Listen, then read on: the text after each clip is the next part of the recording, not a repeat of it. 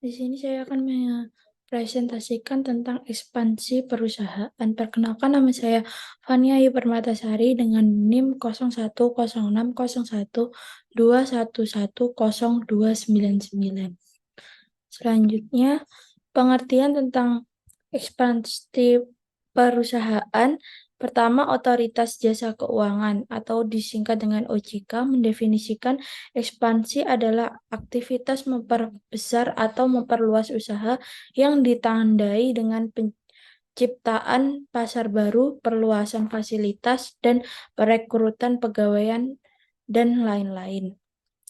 Di situ contoh link yang saya ambil dari internet. Sedangkan menurut ahli Bambang Rianto, ekspansi merupakan perluasan modal dalam suatu perusahaan, baik modal kerja maupun modal tetap yang dimiliki oleh perusahaan. Selanjutnya tujuan. Tujuannya, perusahaan memiliki tujuan ekspansi untuk menambah pelanggan baru, memperoleh akses pada sumber daya alam yang tersedia, memperoleh modal untuk kompetensi inti perusahaan, menyebar resiko bisnis, dan mencapai biaya yang lebih rendah. Selanjutnya, jenis ekspansi. Pertama, ekspansi dibagi menjadi 3. Pertama, ekspansi bisnis.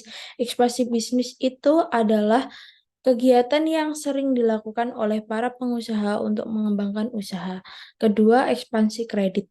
Ekspansi di dunia ekonomi juga bisa digunakan dalam konteks yang berbeda. Salah satunya adalah ekspansi kredit atau penambahan kredit yang dibebankan kepada seseorang.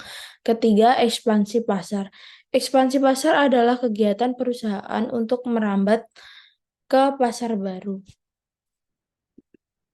Lingkungan ekonomi dibagi menjadi 2. Pertama, lingkungan ekonomi adalah kondisi ekonomi di negara tempat organisasi internasional beroperasi. Kondisi ekonomi memiliki dampak yang kuat terhadap kinerja dari setiap bisnis karena dapat mempengaruhi pendapat atau beban dari bisnis tersebut.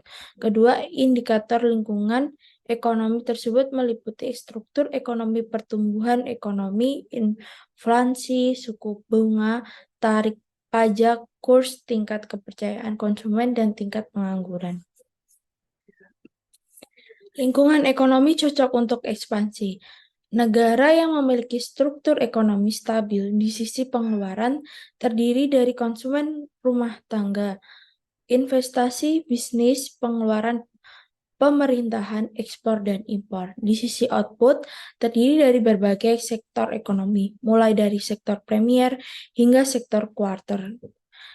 Tingkat daya beli masyarakat yang tinggi, ketersediaan sumber daya alam yang memadai, peraturan investasi asing yang tidak terlalu memberatkan bagi perusahaan yang melakukan investasi, ketersediaannya sumber daya manusia yang melimpah. Contoh perusahaan ekspansi di Indonesia, ExxonMobil.